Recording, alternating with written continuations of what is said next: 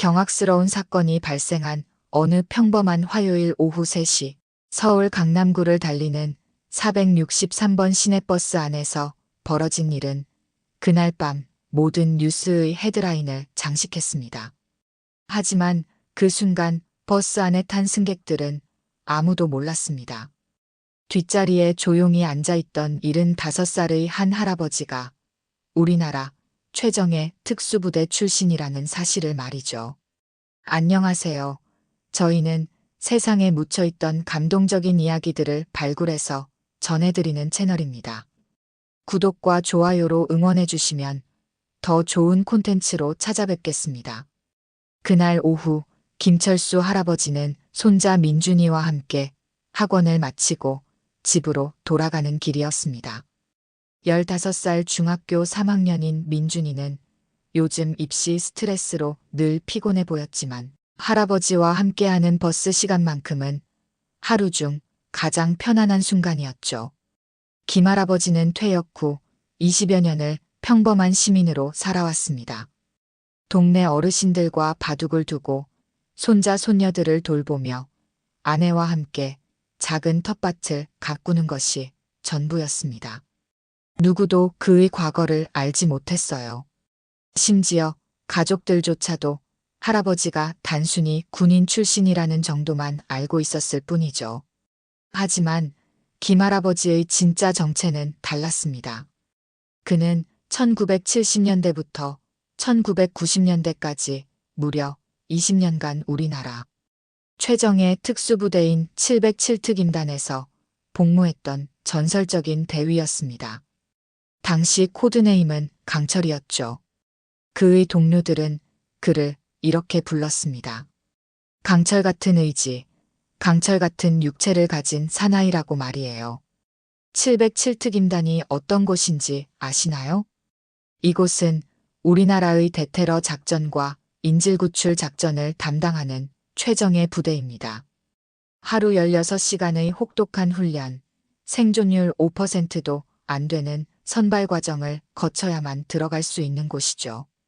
그곳에서 20년을 버텨낸 김할아버지는 정말 대단한 분이었던 겁니다. 민준이는 할아버지 옆에 앉아서 핸드폰 게임에 열중하고 있었습니다. 학원에서 수학 문제를 풀다가 머리가 아파서 잠깐 쉬고 있는 거였죠. 김할아버지는 그런 손자를 보며 미소를 지었습니다. 우리 민준이도 참 고생이 많구나 속으로 생각하면서 말이에요. 버스는 한강대로를 따라 부드럽게 달리고 있었습니다. 창밖으로는 가을 단풍이 아름답게 물들어 있었고 따뜻한 오후 햇살이 차창을 통해 스며들어왔죠. 승객들은 대부분 조용했습니다. 직장인들은 피곤한 듯 눈을 감고 있었고 학생들은 스마트폰을 보거나 음악을 듣고 있었어요. 그런데 반포 정류장에서 상황이 달라지기 시작했습니다. 5명의 젊은 남자들이 버스에 올라탔는데 첫눈에 봐도 보통 사람들은 아니었어요. 염색한 머리, 문신이 새겨진 팔 그리고 뭔가 거칠어 보이는 말투와 행동거지까지. 승객들은 본능적으로 긴장했습니다. 이들은 버스 중간쯤에 자리를 잡고 앉더니 곧바로 큰 소리로 떠들기 시작했습니다. 욕설이 섞인 대화였죠. 다른 승객들은 불편해했지만 아무도 뭐라고 하지 못했어요. 요즘 같은 세상에 괜히 시비 걸었다가 무슨 일을 당할지 모르니까 말이에요. 야, 이 버스 진짜 답답하네. 에어컨도 제대로 안 트는 것 같고. 그중 한 명이 짜증 섞인 목소리로 말했습니다. 그러게 말이야. 요금은 비싸면서 서비스는 형편없어. 다른 한 명도 거들었죠. 하지만 이들의 목적은 단순한 불평이 아니었습니다. 이들은 최근 강남 일대에서 활동하는 조직폭력배 말단 조직원들이었어요. 버스에서 시비를 걸어서 돈을 뜯어내는 것이 이들의 새로운 수법이었습니다. 특히 학생이나 노인처럼 약해 보이는 사람들을 노렸죠. 김할아버지는 이들의 정체를 한눈에 알아봤습니다. 오랜 특수부대 경험으로 다져진 직감이었어요. 이들의 걸음걸이, 눈빛, 말투에서 위험한 냄새가 났습니다. 하지만 굳이 먼저 나서지는 않았어요. 괜한 일에 휘말리고 싶지 않았거든요. 민준이도 분위기가 험악해지는 것을 느꼈습니다. 게임을 멈추고 할아버지 쪽으로 몸을 기댔어요. 할아버지, 저 사람들 왜 저렇게 시끄러워요? 작은 소리로 물어봤습니다. 괜찮다, 민준아. 그냥 조용히 있자. 김할아버지는 손자를 안심시키며 말했습니다. 하지만 내심으로는 이미 여러 가지 상황을 준비하고 있었어요. 만약 이들이 다른 승객들에게 해를 끼치려 한다면 가만히 있을 수는 없었으니까요. 버스가 동작대교를 건너면서 그 조직폭력배들은 점점 더 과격해졌습니다. 이제는 다른 승객들을 노골적으로 쳐다보며 시비를 걸 기회를 엿보고 있었어요. 어이, 학생. 너 왜 그렇게 쳐다봐? 그중 리더로 보이는 남자가 민준이를 향해 말했습니다. 민준이는 실제로 그들을 쳐다본 적이 없었어요. 그냥 핸드폰을 보고 있었을 뿐이었는데 말이죠. 민준이는 깜짝 놀라며 고개를 숙였습니다. 하지만 그것으로 끝나지 않았어요. 야, 무시하냐? 형들이 말하는데 대답도 안 해? 이번에는 다른 조직원이 일어서면서 민준이 쪽으로 걸어왔습니다. 이 순간 버스 안의 모든 승객들이 긴장했습니다. 어떤 분은 휴대폰으로 112에 신고하려고 했지만 버스가 움직이고 있어서 정확한 위치를 말하기 어려웠어요. 게다가 신고한다고 해서 경찰이 바로 올 수 있는 것도 아니었고요. 김할아버지는 여전히 침착했습니다. 하지만 손자가 위협받는 상황이 되자 그의 눈빛이 달라지기 시작했어요. 20년간 707특 임단에서 단련된 전투 본능이 서서히 깨어나고 있었습니다. 할아버지. 민준이는 무서워하며 할아버지의 팔을 잡았습니다. 괜찮다, 민준아. 할아버지가 있잖니.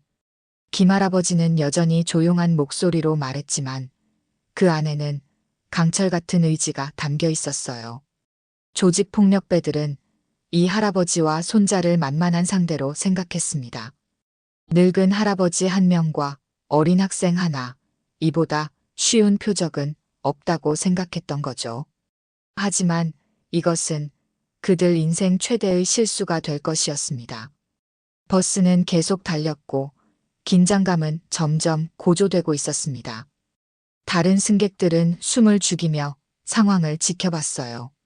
누구도 이 평범해 보이는 할아버지가 곧 보여줄 놀라운 모습을 예상하지 못했습니다.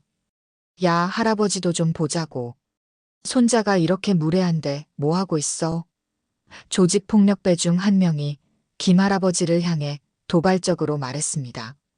상황이 심각해지고 있었습니다. 처음에는 단순히 시비를 거는 정도였지만 이제는 직접적인 위협으로 변하고 있었어요. 다른 승객들은 더욱 움츠러들었습니다. 어떤 아주머니는 핸드백을 꽉 움켜쥐며 창밖을 바라봤고 직장인들은 일부러 휴대폰을 보는 척하며 상황을 외면하려 했어요. 김할아버지는 여전히 침착했습니다. 하지만 내심으로는 이미 상황 분석을 마쳤어요. 상대방은 총 5명, 연령대는 20대 중후반으로 보이고 체격은 보통 수준. 무기를 소지하고 있을 가능성은 낮지만 완전히 배제할 수는 없는 상황이었죠. 아저씨들, 우리는 그냥 조용히 가려고 하는데 왜 이러시나요? 김할아버지가 정중하게 말했습니다. 목소리는 여전히 부드러웠지만 707특 임단 시절을 아는 사람이라면 이 톤의 위험함을 알아챘을 거예요. 뭐, 조용히 가려고 한다고? 리더로 보이는 남자가 비웃으며 말했습니다. 손자 교육도 제대로 못 시키면서 무슨 소리야? 이 남자의 이름은 박대근이었습니다. 31살로 강남 일대에서 활동하는 조직의 말단이었어요. 최근에 조직에서 성과를 내라는 압박을 받고 있어서 이런 식으로 돈을 뜯어내는 일을 하고 있었던 거죠. 그는 자신이 상대하고 있는 할아버지가 누구인지 꿈에도 모르고 있었습니다. 교육이 어떻다는 거죠? 김할아버지가 물었습니다. 여전히 정중한 어조였지만 민준이는 할아버지의 목소리에서 뭔가 다른 느낌을 감지했어요. 손자가 형들 앞에서 고개도 제대로 안 숙이고 인사도 안 하고 그런 게 교육이냐. 이 말이야. 박대근이 목소리를 높였습니다. 이 말을 들은 순간 김할아버지의 표정이 미묘하게 변했습니다. 손자를 모독하는 것은 참을 수 없었어요. 하지만 아직은 참았습니다. 사람들이 다치는 일은 피하고 싶었거든요. 민준아, 아저씨들께 인사해라. 김할아버지가 손자에게 조용히 말했습니다. 안녕하세요. 민준이가 떨리는 목소리로 인사했습니다.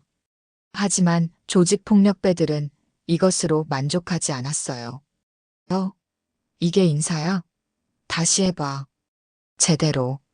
다른 조직원이 끼어들었습니다. 죄송합니다. 민준이가 더 작은 목소리로 말했어요. 잘 안 들려. 큰 소리로 해봐. 이번에는 세 번째 조직원이 소리쳤습니다. 이 순간 김할아버지는 결심했습니다. 더 이상은 참을 수 없었어요.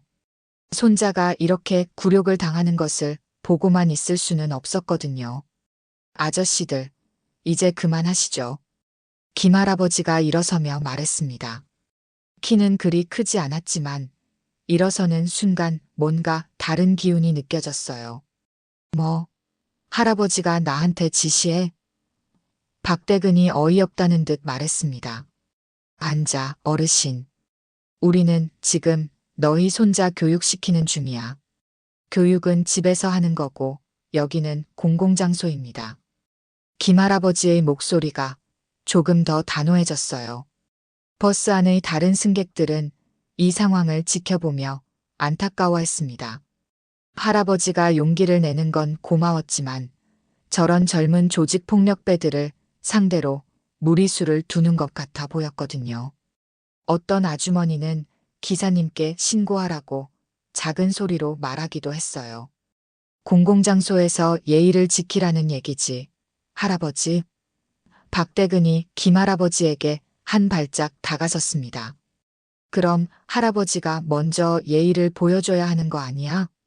이때 버스가 신호등에 걸려 잠시 멈췄습니다. 운전기사님도 뒤쪽 상황을 눈치채고 있었지만 어떻게 개입해야 할지 몰라 망설이고 있었어요. 라디오로 상황을 신고할까 생각하고 있었죠. 예의라면 이미 보여드렸습니다. 손자도 인사했고요. 이제 끝내시죠. 김할아버지가 차분하게 말했습니다. 끝내? 이게 어디가 끝이야? 박대근이 비웃으며 말했습니다. 우리가 기분 나쁘게 된 건 어떻게 할 거야? 다른 조직원들도 하나씩 일어서기 시작했습니다. 이제 상황은 정말 심각해졌어요. 5명이 모두 할아버지와 손자를 애워쌌거든요. 할아버지.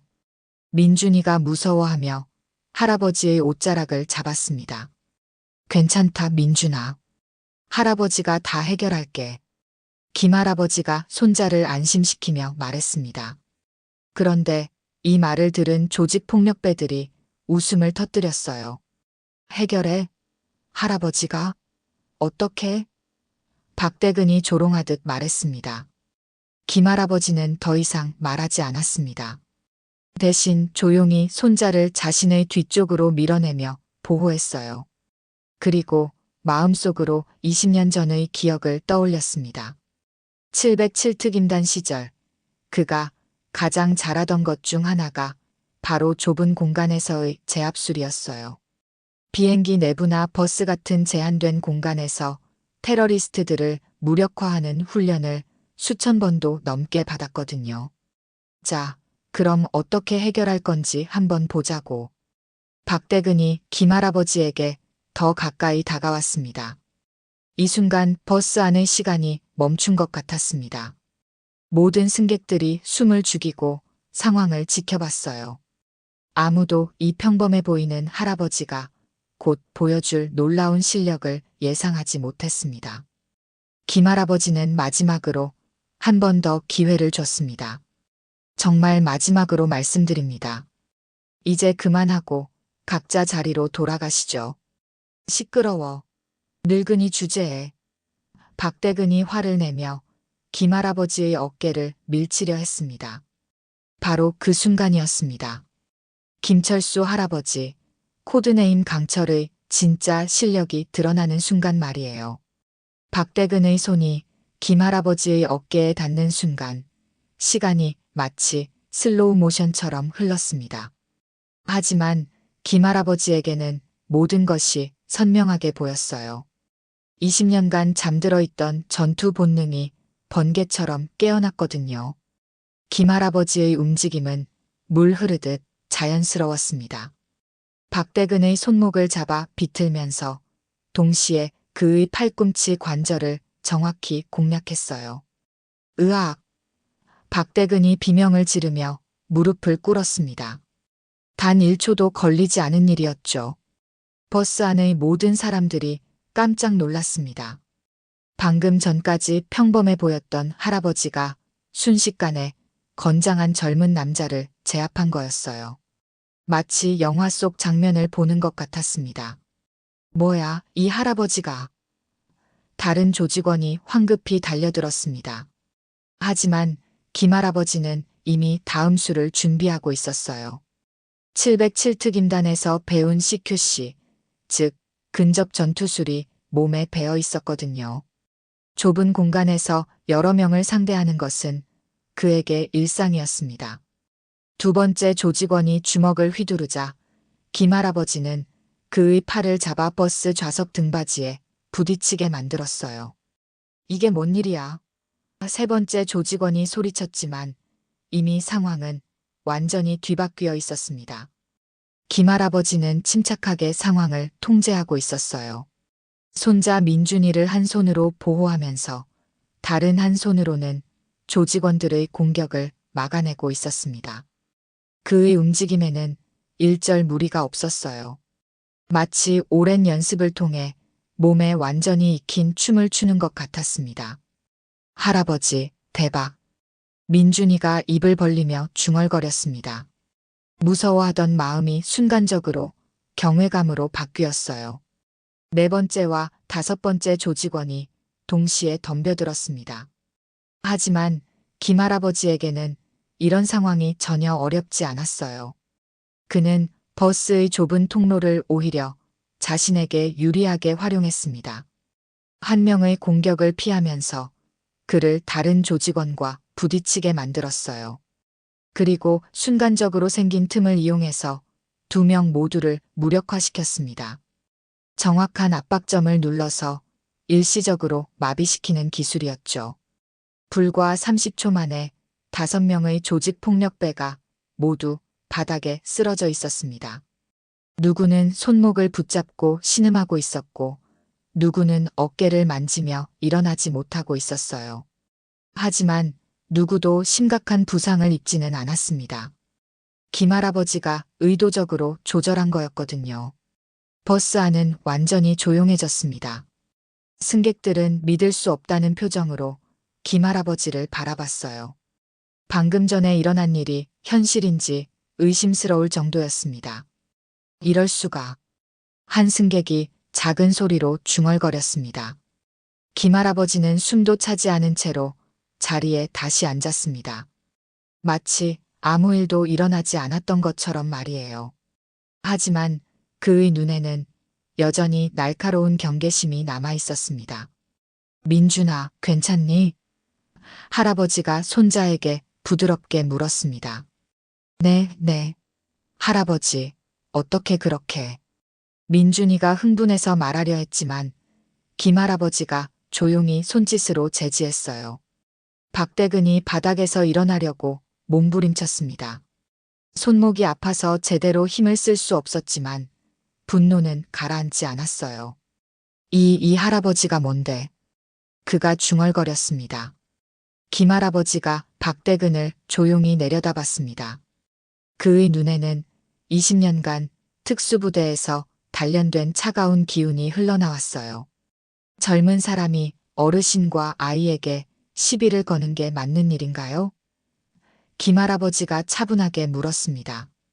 박대근은 대답할 수 없었습니다. 지금까지 자신이 얼마나 어리석은 판단을 했는지 깨달았거든요.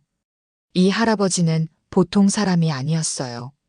버스 기사님이 뒤돌아보며 말했습니다. 할아버지, 괜찮으시겠어요? 경찰서에 신고할까요? 아니에요, 기사님. 괜찮습니다. 김할아버지가 정중하게 대답했습니다. 이 친구들도 이제 정신 차렸을 테니까요. 조직폭력배들은 하나둘씩 자리를 털고 일어났습니다. 하지만 아무도 다시 시비를 걸 생각은 하지 못했어요. 김할아버지의 실력을 직접 경험했으니까요. 다른 승객들은 여전히 놀란 표정이었습니다. 특히 젊은 직장인 한 명은 휴대폰으로 동영상을 찍었을까 하다가 그만뒀어요. 왠지 김할아버지가 그런 걸 원하지 않을 것 같았거든요. 할아버지는 누구세요? 한 대학생이 용기를 내어 물어봤습니다. 김할아버지는 미소를 지으며 대답했습니다. 그냥 평범한 할아버지예요. 하지만 버스 안의 누구도 그 말을 믿지 않았습니다. 방금 전에 본 것은 절대 평범한 할아버지가 할 수 있는 일이 아니었거든요. 박대근과 그의 일당들은 다음 정류장에서 황급히 내렸습니다. 내리면서도 김할아버지를 힐끗힐끗 쳐다봤지만 더 이상 어떤 도발도 하지 않았어요. 버스가 다시 조용해지자 승객들 사이에서 웅성거리는 소리가 들렸습니다. 저 할아버지 정체가 뭐지? 군인 출신인가? 아니면 무술고수? 하지만 김할아버지는 아무 말 없이 창밖을 바라보고 있었습니다. 그의 마음속에는 복잡한 감정이 교차하고 있었어요. 오랫동안 봉인해둔 과거가 다시 떠올랐거든요. 할아버지, 정말 대단해요. 민준이가 작은 소리로 말했습니다. 민준아, 이런 일은 아무한테도 말하지 마라. 김할아버지가 진지하게 말했습니다. 왜요? 할아버지에게는 남들이 모르는 비밀이 있거든. 민준이는 고개를 끄덕였습니다. 비록 어린 나이였지만 할아버지의 진지한 표정을 보고 이것이 중요한 일임을 알 수 있었어요. 버스는 계속 달렸습니다. 하지만 이제 분위기는 완전히 달라졌어요. 김할아버지를 보는 다른 승객들의 시선에는 존경과 호기심이 섞여 있었습니다. 조직폭력배들이 내린 후 버스 안은 완전히 다른 분위기가 되었습니다. 승객들은 여전히 김할아버지를 신기한 듯 바라봤고 어떤 분들은 조심스럽게 고개를 숙여 인사하기도 했어요. 하지만 김할아버지는 여전히 창밖만 바라보고 있었습니다. 민준이는 할아버지 옆에 앉아서 궁금증을 참을 수 없었어요. 방금 전에 본 것은 정말 믿을 수 없는 일이었거든요. 할아버지가 마치 영화 속 액션 영웅처럼 순식간에 5명을 제압하는 모습을 본 거니까요. 할아버지, 진짜로 어떻게 하신 거예요?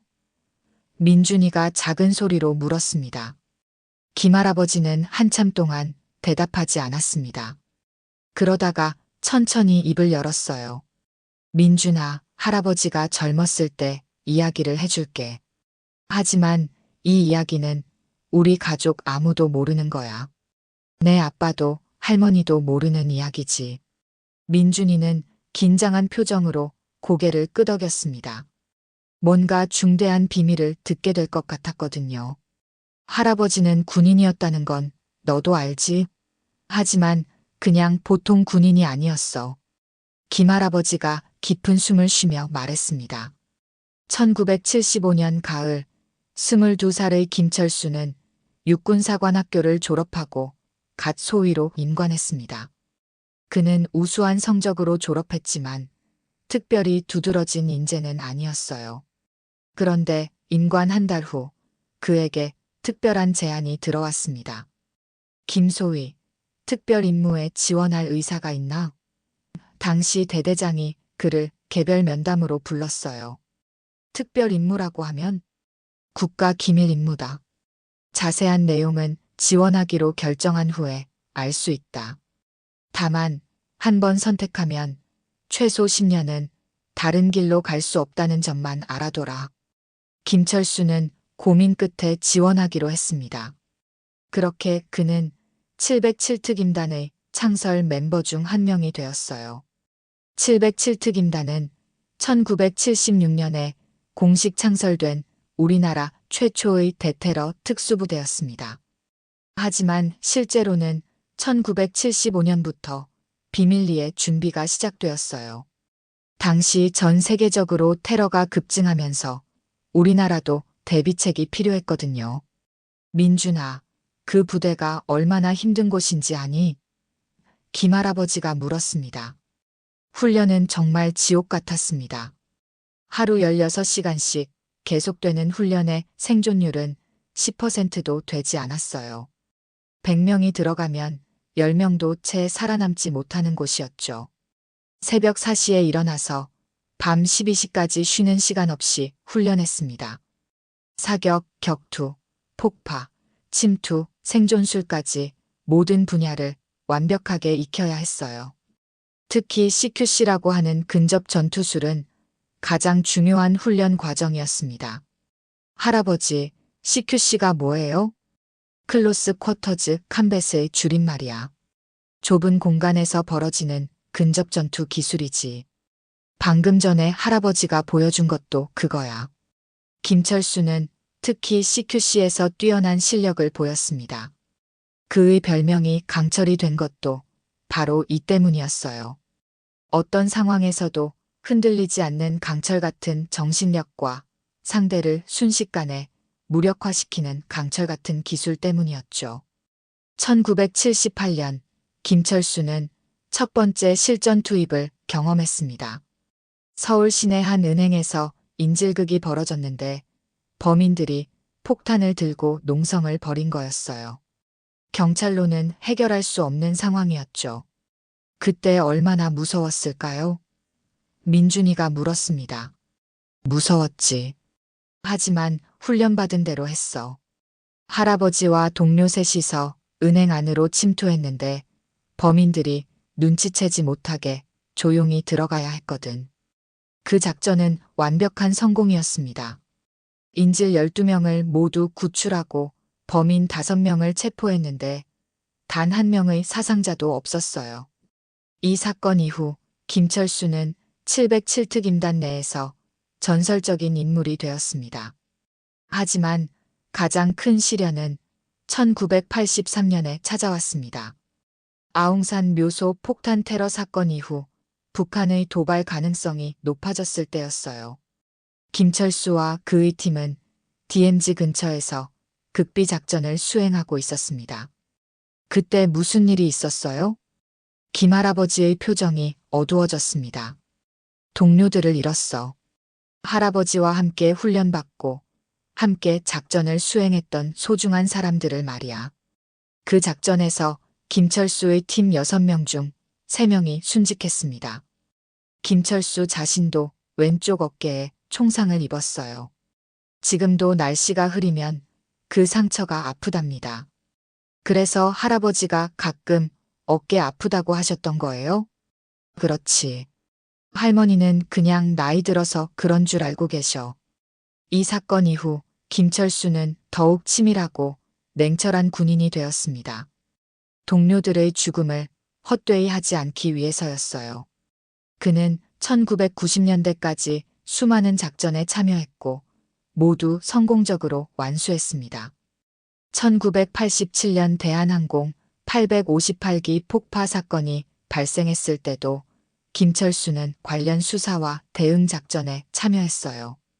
1988년 서울올림픽 때는 대테러 경계 임무를 맡았고 1990년대 초에는 해외 교민 보호 작전에도 투입되었습니다.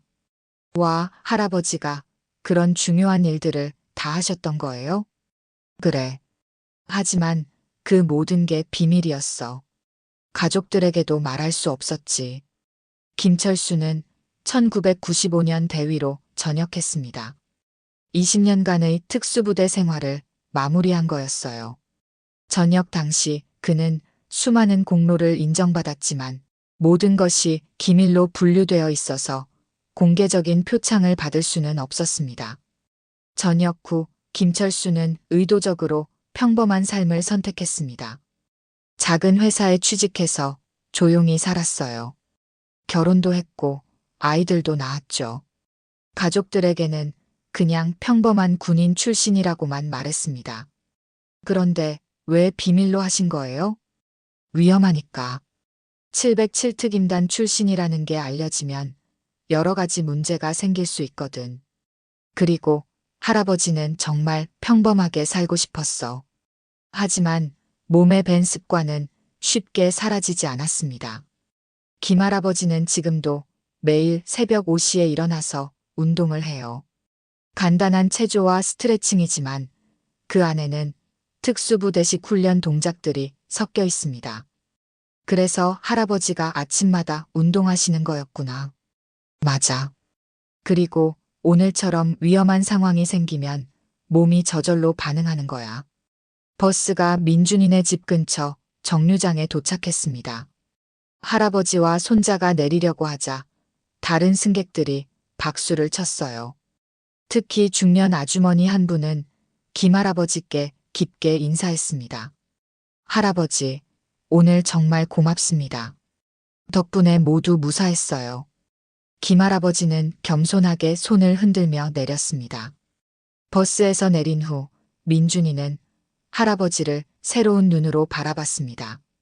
이제까지 그냥 자상한 할아버지로만 생각했는데 사실은 나라를 지킨 영웅이었던 거예요. 할아버지, 정말 자랑스러워요. 민준아, 기억해라. 진짜 영웅은 자랑하지 않는 거야. 그냥 해야 할 일을 할 뿐이지. 집으로 걸어가는 길에 김할아버지는 마지막으로 말했습니다. 오늘 일은 엄마 아빠한테 말하지 마라. 할아버지가 조직폭력배들을 혼내줬다고만 하고. 네, 할아버지. 비밀 지킬게요. 하지만 민준이의 마음속에는 할아버지에 대한 자랑스러움이 가득했습니다. 자신의 할아버지가 이렇게 대단한 분이었다니 정말 믿을 수 없을 정도였어요. 집에 도착한 김할아버지와 민준이를 맞이한 건 따뜻한 저녁 준비를 하고 계시던 할머니였습니다. 이순자 할머니는 결혼한 지 40년이 넘었지만 여전히 남편을 따뜻하게 맞아주셨어요. 어머, 일찍 왔네. 민준이 학원 일찍 끝났나? 할머니가 앞치마를 두르고 나오며 물었습니다. 응, 오늘 좀 일찍 끝났어. 김할아버지가 자연스럽게 대답했어요. 민준이는 할아버지와 눈을 마주치며 조용히 고개를 끄덕였습니다. 하지만 민준이는 저녁 내내 집중할 수 없었어요. 밥을 먹으면서도 계속 할아버지를 쳐다봤거든요. 지금까지 그냥 자상하고 평범한 할아버지로만 알았는데 사실은 나라를 지킨 영웅이었다니 아직도 믿어지지 않았습니다. 민준아, 왜 그렇게 할아버지만 쳐다봐? 밥 먹어라. 할머니가 웃으며 말했어요. 아, 네 할머니. 민준이가 황급히 숟가락을 들었습니다. 저녁을 먹은 후 김할아버지는 평소처럼 뉴스를 봤습니다. 그런데 놀랍게도 오늘 오후에 벌어진 사건이 뉴스에 나온 거였어요.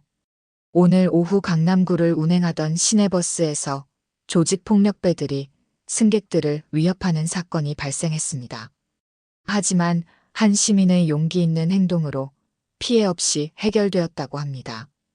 뉴스 앵커가 말하는 동안 버스 내부 CCTV 영상이 나왔어요. 하지만 화질이 좋지 않아서 김할아버지의 얼굴은 잘 보이지 않았습니다. 버스에 탔던 승객들은 마치 영화를 보는 것 같았다. 순식간에 상황이 정리됐다라며 놀라움을 표했습니다. 경찰은 해당 조직폭력배들을 검거했으며 추가 수사를 진행 중이라고 밝혔습니다. 할머니가 혀를 차며 말했습니다. 요즘 세상이 어떻게 돼가는 거야. 대낮에 버스에서 저런 일이 일어나다니. 민준이는 할아버지를 몰래 쳐다봤어요. 할아버지는 아무렇지 않은 표정으로 뉴스를 보고 계셨습니다.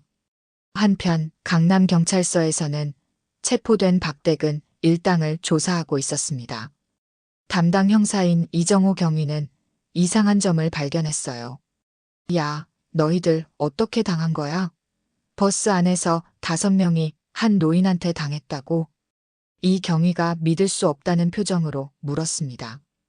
박대근은 여전히 손목이 아팠지만 자존심 때문에 쉽게 말하지 못했어요. 그냥 운이 나빴어요. 운이 나빴다고? CCTV 보니까 너희가 먼저 시비 걸었잖아. 그런데 어떻게 한 사람한테 5명이 다 당해? 다른 조직원이 입을 열었습니다. 그 할아버지가 뭔가 달랐어요. 보통 사람이 아니었어요. 보통 사람이 아니라고? 그게 무슨 소리야? 움직임이 너무 빨랐어요. 그리고 정확했고 마치 전문가 같았어요. 이정호 경위는 CCTV 영상을 다시 천천히 봤습니다. 화질이 좋지 않아서 자세한 건 보이지 않았지만 확실히 일반인의 움직임은 아니었어요. 혹시 무술도장 관장이나 그런 사람 아닐까? 동료 경찰관이 말했습니다. 글쎄, 나이가 70 넘어 보이는데 그럴까? 더 조사해봐야겠어. 하지만 김 할아버지의 신원을 파악하는 건 쉽지 않았습니다. 버스 기사도 정확한 정보를 모르고 있었고 다른 승객들도 할아버지가 누구인지 알지 못했거든요. 다음 날 민준이는 학교에서 친구들에게 어제 있었던 일을 자랑하고 싶었어요. 하지만 할아버지와의 약속 때문에 말할 수 없었습니다. 민준아, 어제 뭐 했어? 친한 친구인 성훈이가 물었어요. 그냥 할아버지랑 집에 왔어. 민준이가 아쉽게 대답했습니다. 사실 민준이는 할아버지 자랑을 하고 싶어서 견딜 수 없었어요. 자신의 할아버지가 이렇게 멋진 분이라는 걸 친구들에게 알리고 싶었거든요. 그런데 점심시간에 뜻밖의 일이 벌어졌습니다. 같은 반 친구 중 한 명이 스마트폰으로 뉴스를 보다가 소리쳤어요. 야, 이거 봐. 어제 버스에서 할아버지가 조직폭력배들을 혼내준 사건. 아이들이 모두 모여들어 영상을 봤습니다. 비록 화질이 좋지 않았지만 한 할아버지가 순식간에 5명을 제압하는 모습이 신기했어요. 대박, 진짜 영화 같다. 할아버지가 어떻게 저렇게 할 수 있지? 완전 멋있잖아. 민준이는 가슴이 두근거렸습니다. 자기 할아버지 이야기인데 아무도 모르고 있으니까요. 민준아, 너도 봐. 성훈이가 민준이를 불렀어요. 응, 응. 민준이는 애써 놀란 척했습니다. 하지만 속으로는 정말 자랑스러웠어요. 저게 우리 할아버지야. 하고 소리치고 싶었지만 참아야 했습니다. 한편 이 사건은 인터넷에서도 화제가 되고 있었습니다. 버스 CCTV 영상이 유튜브에 올라가면서 조회수가 급증했어요. 댓글들을 보면 다양한 반응들이 있었습니다. 할아버지 정체가 뭐지? 완전 고수인데? 움직임 보니까 군인 출신 같은데. 나이가 저래도 저렇게 할 수 있나? 조폭들 완전 바보 됐네. 키읔키읔키읔. 할아버지 짱 멋있다. 일부 네티즌들은 김 할아버지의 정체를 추측하기 시작했습니다. 무술 고수일 것 같은데. 특수부대 출신 아닐까? 경호원이었을 수도. 하지만 정확한 정보를 아는 사람은 아무도 없었어요. 저녁에 집으로 돌아온 민준이는 할아버지께 조심스럽게 물어봤습니다. 할아버지, 학교에서 어제 뉴스 이야기가 나왔어요. 그래? 뭐라고 하던? 다들 신기해했어요. 할아버지가 어떤 분인지 궁금해하고 김할아버지는 걱정스러운 표정을 지었습니다. 너무 관심받는 것도 좋지 않아. 조용히 넘어갔으면 좋겠는데. 그런데 며칠 후 예상치 못한 연락이 왔습니다. 국가보훈처에서 전화가 온 거였어요. 김철수 씨 맞으시죠? 며칠 전 버스 사건 관련해서 연락드렸습니다. 김할아버지는 깜짝 놀랐어요. 자신의 과거를 아는 사람들이 연락한 거였거든요. 네, 그런데 어떻게? 저희가 CCTV 영상을 분석해보니 특수한 기술이 사용된 것 같아서요. 혹시 뵐 수 있을까요? 김할아버지는 고민에 빠졌습니다. 이제까지 숨겨왔던 과거가 드러날 수도 있는 상황이었거든요. 하지만 동시에 이런 생각도 들었어요. 이제 나이도 많이 들었고 조용히 살아왔으니 조금 정도는 괜찮지 않을까? 결국 김할아버지는 보훈처와 만나기로 했습니다. 하지만 가족들에게는 여전히 비밀로 하기로 했어요. 며칠 후 보훈처에서 만난 담당자는 김할아버지의 경력을 모두 알고 있었습니다. 대위님, 정말 오랜만입니다. 저희는 선배님의 공로를 잊지 않고 있습니다. 이미 다 과거 일인데, 과거 일이 아닙니다. 선배님께서 보여주신 것은 정말 훌륭한 시민의식이었어요. 그리고 젊은 세대에게도 좋은 본보기가 되었고요. 담당자는 김할아버지께 제안했습니다. 혹시 젊은이들에게 강연을 해주실 의향이 있으신지요? 물론 신원은 비공개로 하고요. 김할아버지는 한참 생각에 잠겼습니다. 지금까지 숨어 살아왔는데 이제 사람들 앞에 나서야 하는 건지 말이에요.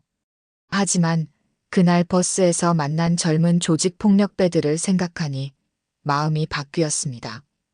젊은이들이 잘못된 길로 빠지지 않게 도와줄 수 있다면 그것도 의미 있는 일일 것 같았어요. 좋습니다. 해보겠습니다. 그렇게 김할아버지의 새로운 인생이 시작되려 하고 있었습니다. 국가보훈처와의 만남에서 돌아온 김할아버지는 깊은 생각에 잠겨 있었습니다. 이제까지 조용히 살아왔는데 갑자기 사람들 앞에 나서라니 부담스럽기도 하고 설레기도 했어요. 며칠 후 첫 번째 강연 요청이 들어왔습니다. 서울의 한 고등학교에서 학생들을 대상으로 특별 강연을 해달라는 거였어요. 주제는 올바른 용기와 시민 정신이었습니다. 할아버지, 어디 가세요? 민준이가 정장을 차려입은 할아버지를 보며 물었습니다. 잠깐 볼 일이 있어서. 김할아버지가 넥타이를 매며 대답했어요. 민준이는 할아버지가 뭔가 중요한 일을 하러 가는 것 같다고 느꼈지만 더 이상 묻지 않았습니다. 할아버지와의 약속을 지키고 있었거든요. 서울 대성고등학교 강당에는 200여 명의 학생들이 모여 있었습니다. 아이들은 누가 와서 강연을 할지 궁금해했어요. 학교 측에서는 특별한 경력을 가진 어르신이라고만 소개했거든요. 김할아버지가 강단에 올랐을 때 학생들은 조금 의외라는 표정을 지었습니다. 생각보다 평범해 보이는 할아버지였거든요. 키도 그리 크지 않고 외모도 동네에서 흔히 볼 수 있는 할아버지 같았어요. 안녕하세요, 학생 여러분. 저는 김철수입니다. 할아버지가 마이크를 잡고 인사했습니다. 학생들이 의례적으로 박수를 쳤지만 그리 큰 관심을 보이지는 않았어요. 또 지루한 훈화 말씀이겠지라고 생각하는 학생들이 많았거든요. 하지만 김할아버지의 첫마디는 모든 학생들의 주의를 끌었습니다. 여러분, 혹시 며칠 전에 버스에서 있었던 사건 뉴스 본 학생 있나요? 학생들이 웅성거리기 시작했어요. 그 사건은 학생들 사이에서도 화제였거든요. 네. 할아버지가 조직폭력배들을 혼내준 사건이요. 한 학생이 큰 소리로 대답했습니다. 맞습니다. 그런데 혹시 그 할아버지가 누군지 궁금했나요? 학생들이 더욱 관심을 보이기 시작했어요. 설마 하는 생각이 들기 시작했거든요.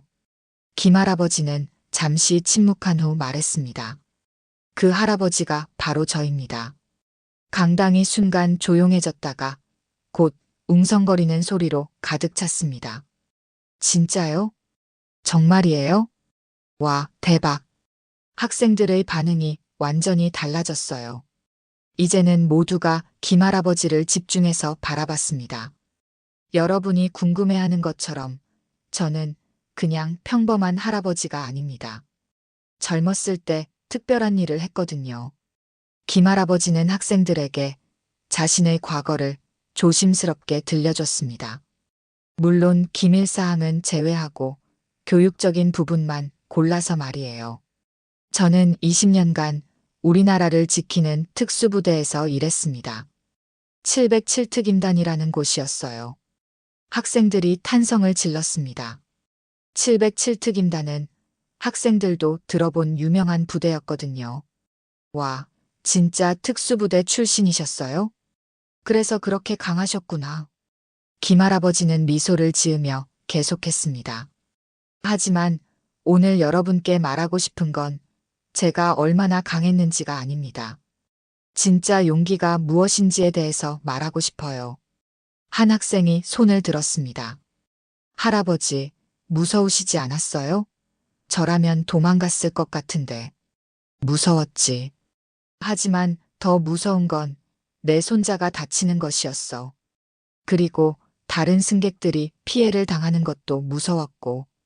김할아버지는 학생들에게 진짜 용기에 대해 설명했습니다. 용기라는 건 무서움이 없는 게 아니에요.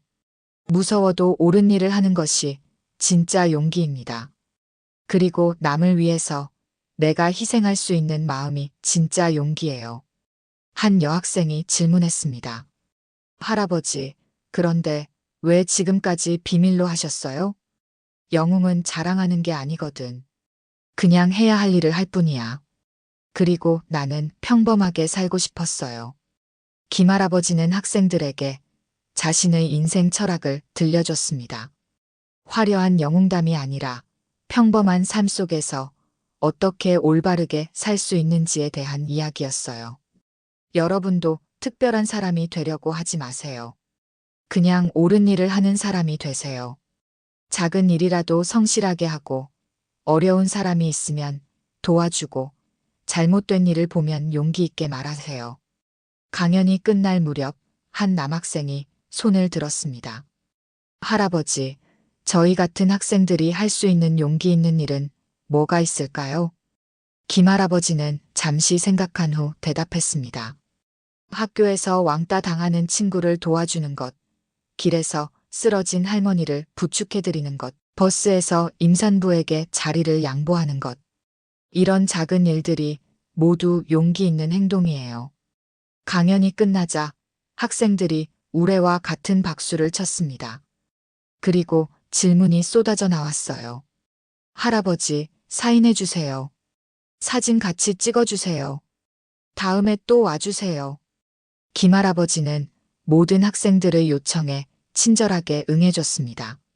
학생들과 일일이 사진을 찍고 사인도 해주고 개별적인 질문에도 답해줬어요. 강연을 마치고 집으로 돌아온 김할아버지는 기분이 좋았습니다. 학생들의 반짝이는 눈빛을 보니 이런 일도 의미 있겠다는 생각이 들었거든요. 할아버지, 어디 다녀오셨어요? 기분이 좋아 보이세요. 할머니가 웃으며 물었습니다. 응, 좋은 일 하고 왔어. 며칠 후 그 고등학교 선생님에게서 연락이 왔습니다. 할아버지, 학생들 반응이 정말 좋았어요. 강연 이후에 학생들이 많이 변했어요. 서로 도와주고 예의 바르게 행동하고 정말 감사합니다. 이 소식을 들은 김할아버지는 더욱 뿌듯했습니다. 곧 다른 학교에서도 강연 요청이 들어오기 시작했어요. 소문이 퍼진 거였죠.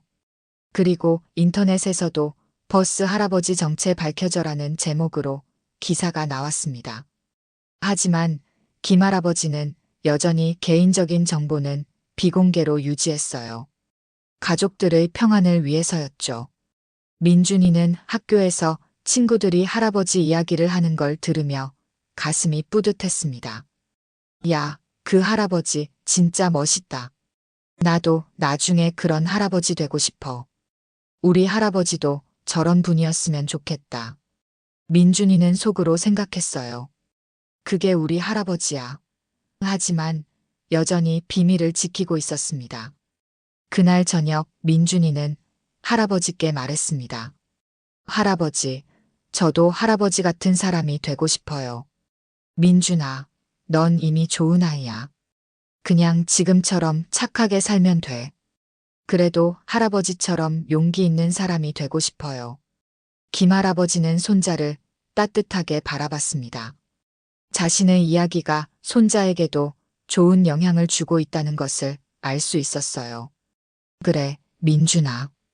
할아버지가 도와줄게. 우리 함께 용기 있는 사람이 돼보자. 그렇게 김할아버지의 두 번째 인생이 본격적으로 시작되었습니다. 이제는 더 이상 숨어있는 영웅이 아니라 젊은 세대에게 올바른 길을 알려주는 멘토가 된 거였어요.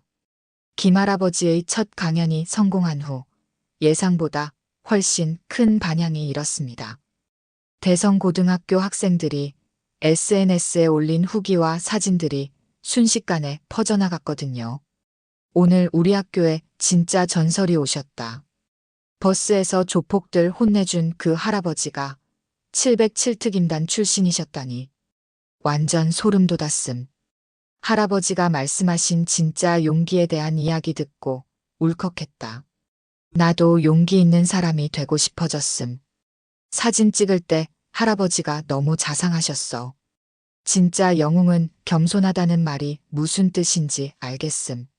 이런 글들이 온라인 커뮤니티에 올라가면서 김할아버지에 대한 관심이 더욱 커졌습니다. 그리고 곧 언론에서도 주목하기 시작했어요. 며칠 후 KBS 뉴스에서 특집 보도가 나갔습니다. 버스 영웅으로 불리는 김철수 씨가 고등학생들을 대상으로 시민정신 강연을 시작했습니다. 707특임단 출신임이 알려지면서 더욱 화제가 되고 있는데요. 뉴스에는 대성고등학교 강연 현장과 학생들의 인터뷰가 나왔습니다. 할아버지 말씀 듣고 진짜 많이 배웠어요.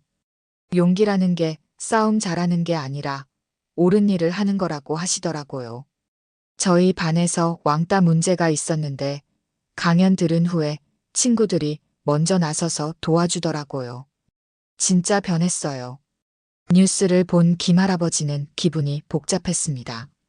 좋은 일을 하고 있다는 보람은 있었지만 너무 많은 관심을 받는 것은 부담스러웠거든요. 여보, 당신 요즘 유명해졌네. 할머니가 웃으며 말했습니다.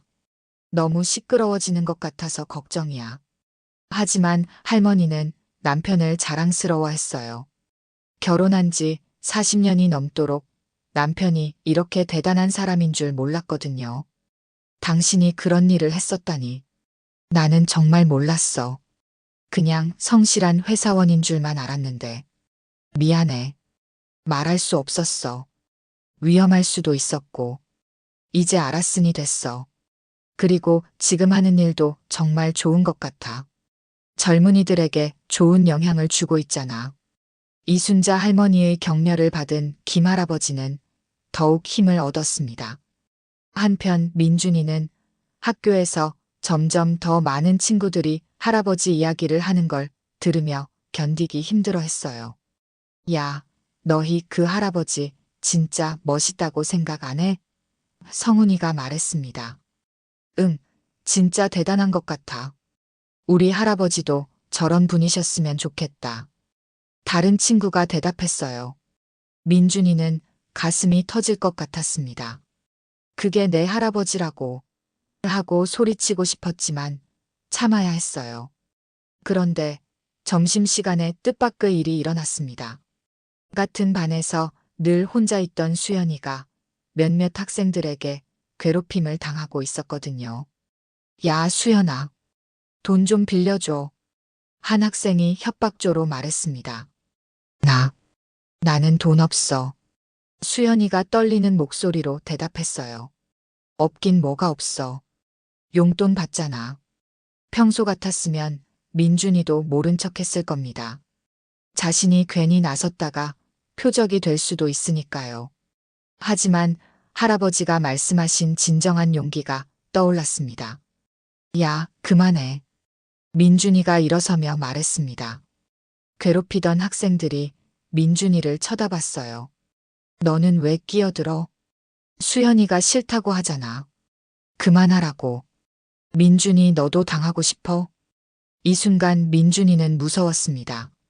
하지만 할아버지가 버스에서 보여준 용기를 생각하며 물러서지 않았어요.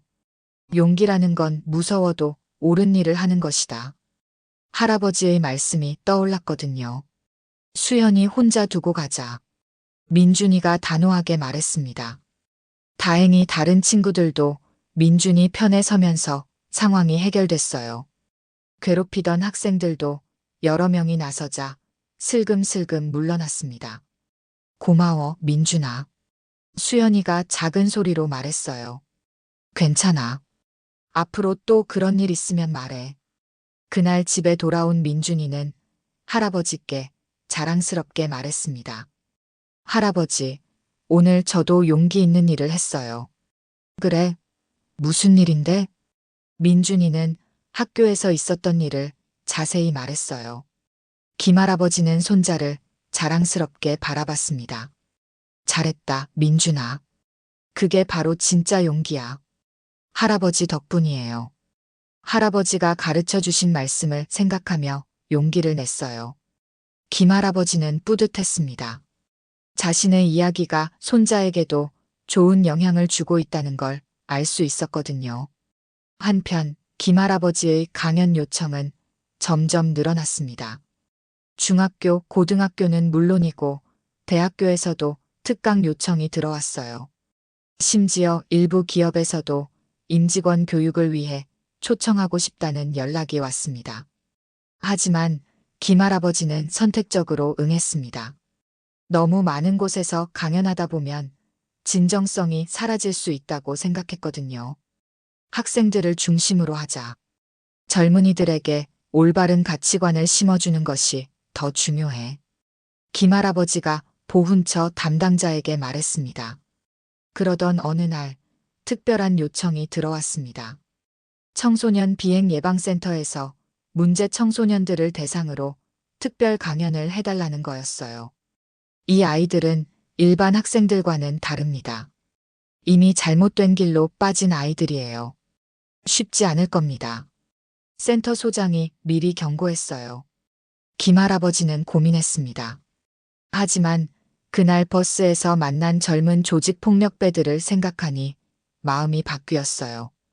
해보겠습니다. 그 아이들이 더 필요할 수도 있으니까요. 청소년 비행 예방센터에는 20명 정도의 아이들이 앉아 있었습니다. 대부분 중학생과 고등학생들이었는데 눈빛부터 일반 학생들과 달랐어요. 김할아버지가 들어가자 아이들은 대놓고 무시하는 표정을 지었습니다. 또 잔소리하러 온 늙은이네. 버스 할아버지라며? 별거 아니네. 하지만 김할아버지는 화내지 않았습니다. 대신 의자에 앉아서 조용히 아이들을 바라봤어요. 너희들 왜 여기 있는지 아니? 김할아버지가 다정하게 물었습니다. 재수 없어서요. 한 아이가 비꼬듯 대답했어요. 그래, 재수가 없었구나. 할아버지도 젊었을 때 재수 없는 일이 많았어.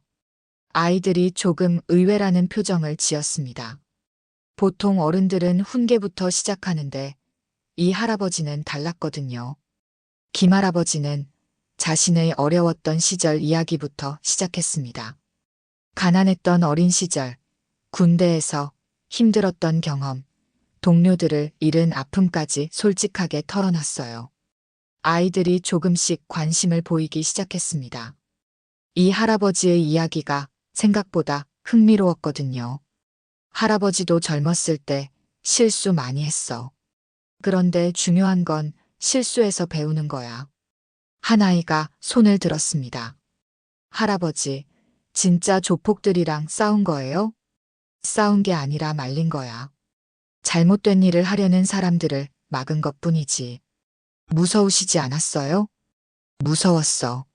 하지만 더 무서운 건 아무것도 하지 않는 거였어. 김할아버지는 이 아이들에게도 희망이 있다는 메시지를 전했습니다. 지금 잘못된 길에 있다고 해서 평생 그런 것은 아니라고 언제든 다시 시작할 수 있다고 말이에요. 강연이 끝나고 한 아이가 다가왔습니다. 할아버지, 저도 할아버지처럼 될 수 있을까요? 당연하지. 넌 아직 어리잖니. 시간이 많아. 그날의 강연은 특별히 의미가 있었습니다. 김할아버지가 정말 필요한 곳에서 자신의 경험을 나눌 수 있었거든요.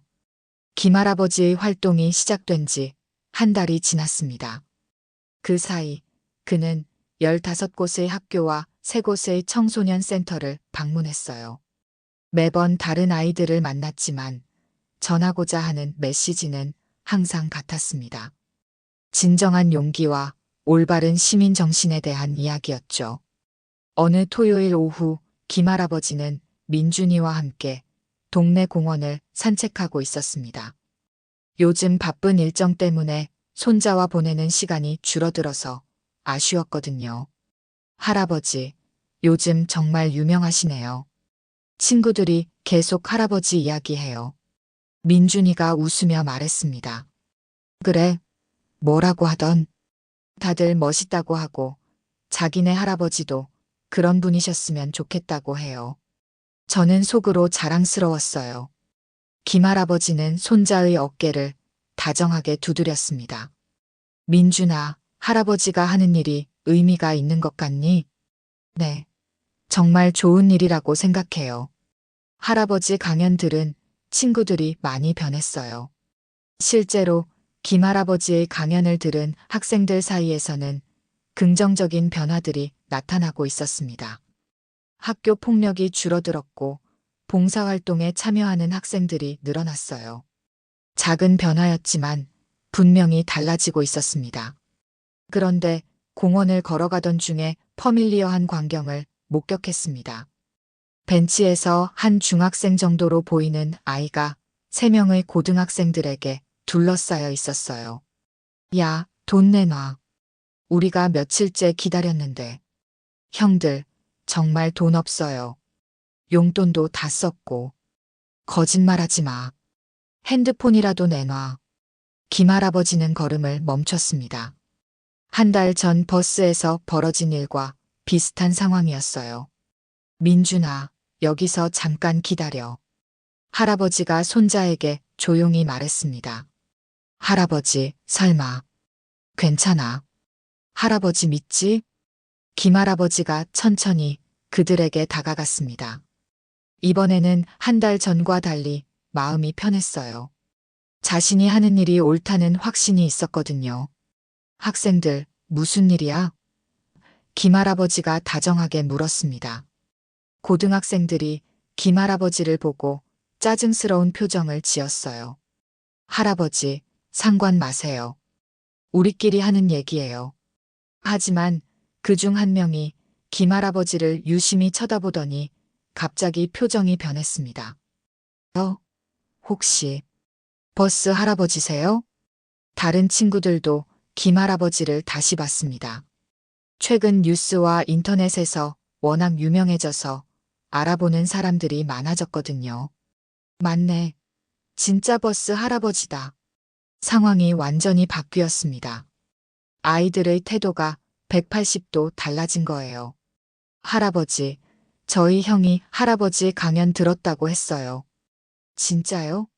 와, 실제로 보니까 신기해요. 김할아버지는 미소를 지으며 말했습니다. 그래, 반가워. 그런데 이 친구를 왜 괴롭히고 있었니? 아이들은 머리를 극적이며 대답했어요. 그게 돈을 빌려달라고 했는데. 빌려달라고? 진짜 빌려달라고 한 거야? 아니면 빼앗으려고 한 거야? 아이들은 대답하지 못했습니다. 자신들이 잘못했다는 걸 알고 있었거든요. 김할아버지는 화를 내지 않고 차근차근 설명했습니다. 학생들아, 나는 강연할 때마다 이런 얘기를 해. 진짜 용기는 약한 사람을 괴롭히는 게 아니라 약한 사람을 보호하는 거라고. 할아버지 말씀이 맞아요. 한 아이가 고개를 숙이며 말했습니다. 이 친구에게 사과하고 앞으로는 이런 일 하지 말자. 너희들도 좋은 아이들인 것 같은데 왜 이런 일을 하니? 아이들이 진심으로 사과했습니다. 죄송해요. 앞으로 안 그럴게요. 괴롭힘을 당했던 중학생도 괜찮아요라고 대답했어요. 상황이 해결된 후 한 고등학생이 김할아버지에게 말했습니다. 할아버지, 저희 학교에도 와주세요. 친구들이 정말 듣고 싶어 해요. 그래, 기회가 되면 가볼게. 아이들이 떠나간 후 민준이가 달려왔습니다. 할아버지, 정말 대단해요. 싸우지도 않고 해결하셨네요. 민준아, 진짜 해결은 싸워서 이기는 게 아니야. 상대방이 스스로 잘못을 깨닫게 하는 거지. 집으로 돌아가는 길에 김할아버지는 깊은 생각에 잠겼습니다. 한 달 전만 해도 자신은 그냥 조용히 살고 싶어 했어요. 하지만 이제는 달랐습니다. 자신의 경험과 이야기가 젊은이들에게 도움이 된다는 걸 알았거든요. 그날 저녁 온 가족이 모인 저녁 식사 자리에서 민준이의 아빠가 말했습니다. 아버지, 요즘 정말 대단하세요. 아버지가 이렇게 대단한 분인 줄 몰랐어요. 김할아버지의 아들인 김현우 씨도 최근에서야 아버지의 진짜 과거를 알게 됐어요. 아버지는 항상 대단한 분이셨어. 다만 우리가 몰랐을 뿐이지. 며느리가 웃으며 말했습니다. 여보, 당신 정말 자랑스러워. 할머니가 남편의 손을 잡으며 말했어요. 김할아버지는 가족들의 사랑을 느끼며 행복했습니다. 숨겨왔던 과거를 털어놓고 나니 오히려 더 편해진 것 같았어요. 한 달 후 김할아버지는 특별한 제안을 받았습니다. 교육부에서 전국 청소년 멘토링 프로그램의 명예대사를 맡아달라는 거였어요. 전국의 청소년들에게 올바른 가치관을 심어주는 일에 앞장서 주셨으면 합니다. 교육부 관계자가 말했습니다. 김할아버지는 고민 끝에 수락했습니다. 더 많은 젊은이들에게 도움이 될 수 있다면 기꺼이 하겠다고 말이에요. 그렇게 김철수 할아버지는 새로운 인생을 시작했습니다. 20년간 나라를 지킨 특수부대원에서 이제는 젊은 세대의 마음을 지키는 멘토가 된 거죠. 평범한 화요일 오후에 시작된 작은 용기가 이렇게 큰 변화를 만들어냈습니다. 김할아버지의 이야기는 우리 모두에게 말해줍니다. 진정한 영웅은 화려한 능력을 가진 사람이 아니라 옳은 일을 위해 용기를 내는 평범한 사람이라는 것을요. 그리고 민준이는 이제 당당하게 친구들에게 말할 수 있게 되었습니다. 그분이 우리 할아버지야. 라고 말이에요. 김할아버지의 이야기는 계속됩니다. 오늘도 어디선가 그의 가르침을 받은 젊은이들이 작은 용기를 내며 세상을 조금씩 더 좋게 만들어가고 있거든요. 진정한 영웅의 모습이 바로 이런 것이 아닐까요? 여러분은 이 이야기를 보시면서 어떤 생각이 드셨나요? 김철수 할아버지처럼 평범한 일상에서도 용기를 낼 수 있는 순간들이 있을 거예요. 작은 용기라도 괜찮습니다. 여러분의 생각을 댓글로 들려주세요.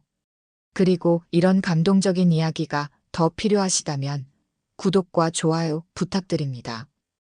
여러분의 응원이 더 좋은 콘텐츠를 만드는 힘이 됩니다.